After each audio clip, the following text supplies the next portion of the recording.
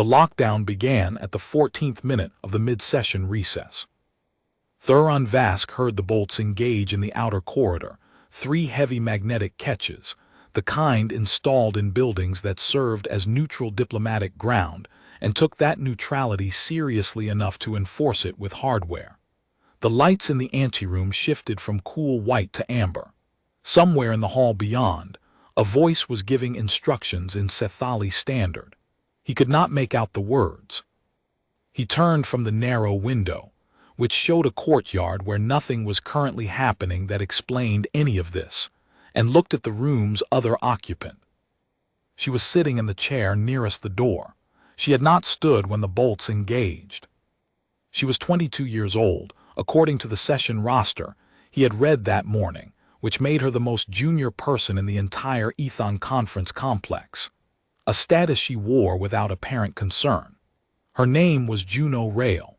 Her title was listed as 3rd Diplomatic Aide, Earth Delegation, which was the kind of designation given to people who carried documents from one room to another and were not expected to speak unless spoken to.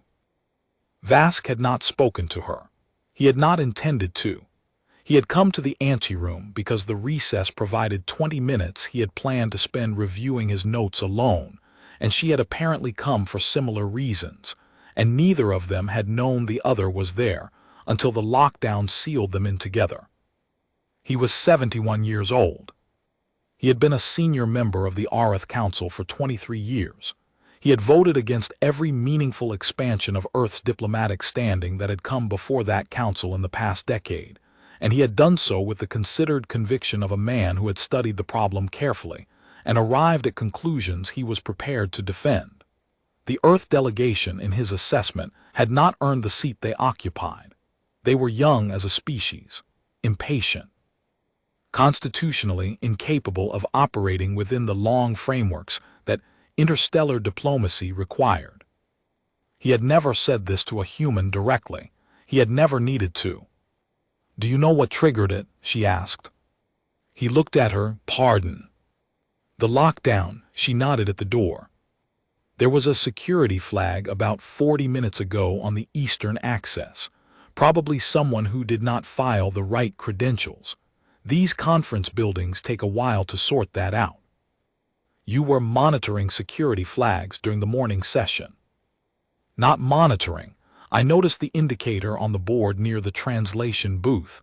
It is in my sightline." She settled back in the chair. "Probably another 30 minutes, maybe 40. Vassk considered this, and then considered the chair across from her, and then sat down in it, because there was nowhere else reasonable to sit, and standing for 40 minutes was beneath his dignity. The silence was not uncomfortable precisely. It was the silence of two people who had each decided, independently, that the other was not someone they intended to converse with, and who were now confronting the practical limitations of that decision. It was Vassk who broke it, which irritated him. "How long have you been with the delegation?" 8 months. "And before that?" "University, I studied interstellar treaty law," a pause, "and Areth political history." He looked at her more directly than he had before. "Areth political history. Your council's governance structure going back to the founding accords, the consolidation period, the Vassk reforms actually." She said it the way someone says a thing that is simply true. "The restructuring of the judicial review process in the 38th session. That is what my thesis was on." The Vassk reforms were named for his father. Theron said nothing for a moment. "That is a narrow area of study for someone from Earth." "I thought it was interesting, the way the council balanced continuity and accountability. Most governance systems collapse one for the other." She glanced at the window. "Your father spent 11 years building the case for judicial independence before it passed. Most people would have given up at year 4. He was not a person who gave up easily. I noticed that about the family." There was something in the way she said it that Vassk could not quite categorize, not flattery, which he would have recognized and dismissed, and not challenge either. More like the observation of someone who had been paying attention for a long time and had simply run out of reason to keep it to herself. He should not find this interesting. He had decided, clearly and on principled grounds, that the Earth delegation represented a pattern of behavior that was incompatible with the kind of long-horizon diplomacy the galaxy required. That position was not altered by a 22-year-old with a thesis. "You were in the room this morning," he said, "when Councillor Deeth presented the revised framework." "Yes." "You did not react."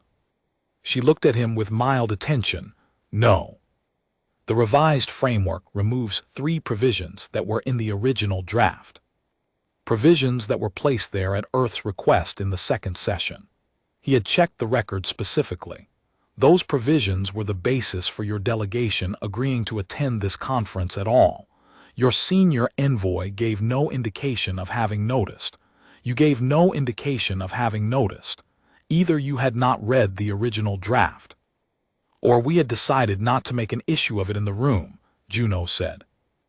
The amber lights held steady. "Why?" Vassk asked.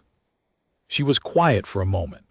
Not the silence of someone choosing their words carefully, but the silence of someone deciding whether to say something honest to someone who might not receive it well. "Because making an issue of it in the room would have given Deeth exactly what he needed," she said. "A reaction. A grievance. Something to point at and say, Earth cannot operate in a deliberative setting. They take things personally. They destabilize proceedings." She looked at him steadily. "He has been building that case for 3 sessions. We stopped feeding it." Vassk said, "By accepting terms that disadvantage you." "By appearing to. The provisions are not gone, they are in the supplemental annex that goes to legal review before ratification. Deeth's team filed in haste. They left the window open." She said it without satisfaction, just as a fact. "We will note the provisions at the technical committee stage, quietly, in writing, 3 weeks from now." He stared at her. She did not look away. She was not, he realized, watching him with the anxious attention of someone hoping for approval. She was watching him the way someone watches a problem that is nearly solved and not quite there yet. "You anticipated this," he said. "Our lead counsel anticipated it. I just read her notes. 3 sessions of deliberate restraint. 4 actually. The arbitration forum in the 2nd year of the current cycle. A pause. We have been keeping count." Theron Vassk had been keeping count of something very different. He had a file, not literally, but in the architectural sense of institutional memory, of what he called Earth's pattern: hasty objections, procedural impatience, a tendency to treat the long frameworks of galactic governance as obstacles rather than foundations. He had been adding to that file for a decade. He had 17 confirmed entries. He sat with that for a moment, and then, because he was 71 years old and had not survived 2 decades on the Areth Council by refusing to follow an argument where it went, he asked, "How many sessions has your delegation attended in the current cycle?" "Counting today, 11. "And in how many of those did you make a procedural objection in open session?" She tilted her head slightly. 1. The credentials dispute in the 4th session, which was a genuine procedural error on the host's part and would have voided the entire session's record if it had not been raised. "And in how many did you have grounds to make one, but did not?" The amber lights hummed. Beyond the sealed door, the distant administrative voice had stopped. Juno said 7. Vassk was quiet for what felt like a long time, but was probably 15 seconds. "You are aware," he said carefully, "that several members of this council have based their assessments of Earth's readiness on those incidents, the ones that happened." "Yes." "And the ones that did not happen are not on the record, right?" She folded her hands in her lap. There was no bitterness in her voice, just the steady acknowledgement of someone who understood the ledger and had made her peace with the entries. "They never are. That is how restraint works. It is invisible until something forces someone to look at the shape of what is not there." He thought of his father, who had spent 11 years making a case that nobody was ready to hear, and had made it anyway, one careful session at a time, until the 38th session when it passed by 31 votes. He thought of his own file, 17 entries, all incidents, none absences. He could name them. The Dethani trade recess, 6th session of the prior cycle. The human envoy had objected to a procedural vote on grounds that the host clock had not been synchronized, and the session had technically opened 3 minutes early. Vassk had recorded that entry as hair-trigger objection instinct, a refusal to let small procedural matters pass without contestation. He still believed the filing was technically accurate. What he had not asked until now was what the human envoy had chosen not to object to in that same session. What had been on the table that morning that nobody had raised? He had never looked at that morning through the lens of restraint. He had looked at it through the lens of the one incident that had happened, and he had filed it, and he had moved on. What you are describing, he said slowly, is a strategic posture. I would say it is just patience, but I am 22, so possibly I have not earned the word strategic yet. There was something almost dry in that. Vassk found, to his mild surprise, that he did not find it insolent. He also noted that she had not, at any point in this conversation, raised her voice or leaned forward for emphasis. She had not positioned herself as an adversary or as a petitioner. She was sitting in the same chair she had been sitting in when he first became aware of her, hands folded in her lap, watching him with the particular attention of someone who had learned to find signal in what other people categorized as background. The quality was not naivety. It was not, he realized, something produced by 8 months with a delegation or by a university thesis.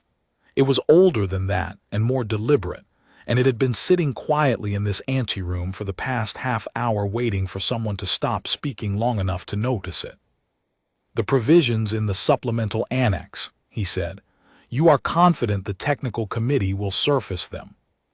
Our council filed a cross-reference index before this session opened. She glanced at the window again. It was attached to the session materials. In Appendix D, nobody reads Appendix D. Someone at this table should read Appendix D. Probably, she said. And then, after a moment, our council would be glad to walk any interested party through it, informally, off-session. She prefers that actually, she says open sessions generate heat and informal ones generate light. Vassk absorbed this offer. It was not nothing. It was, in fact, considerably more than nothing, and the fact that it had been made not by a senior envoy, but by a third aide sitting in a locked anteroom during an administrative security incident suggested a kind of structural patience that he was not sure he had ever attributed to an Earth delegation before. He had not been wrong about everything in his file. He had the incidents. The incidents were real. But a file with 17 incidents and 7 deliberate absences was not a file about impatience. It was a file with a gap in it. He said, your lead counsel's name. Fendor. She is not on the session roster I reviewed this morning. She does not attend sessions. She is in the background support office on the East Wing. Juno paused. She prefers it there. Quieter. A woman who had built the legal architecture of 4 sessions of strategic restraint, who sat in a back office and read Appendix D, who preferred informal meetings to open ones. The bolts in the outer corridor released with 3 heavy magnetic clicks. The lights shifted from amber to white. Beyond the door, the administrative voice resumed calm, directing personnel back to their positions, estimating a 10-minute delay to resume full session proceedings. Both of them stood. Vassk straightened his council robes out of habit, a gesture so ingrained he no longer noticed it, though his wife had once told him it made him look like he was constantly preparing to be photographed. At the door, Juno Rael paused with her hand on the handle and looked back at him. I know your council's position on the expanded framework, she said. I know what you have voted before. I am not asking you to change your vote. Then what are you asking? Read Appendix D, she said, before the technical committee. She opened the door and walked out into the corridor without waiting to see if he would answer. Theron Vassk stood in the empty anteroom for a moment.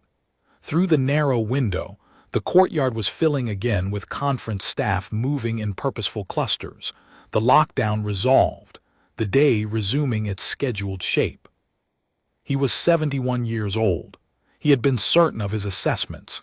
He had been careful and thorough, and he had built his positions on evidence, and the evidence had not been false. It had been incomplete. He thought of his father, 11 years, one careful session at a time, until the thing passed. He walked out into the corridor, took the eastern stairs, and went to find the background support office. He had not decided anything yet, but he was going to read Appendix D.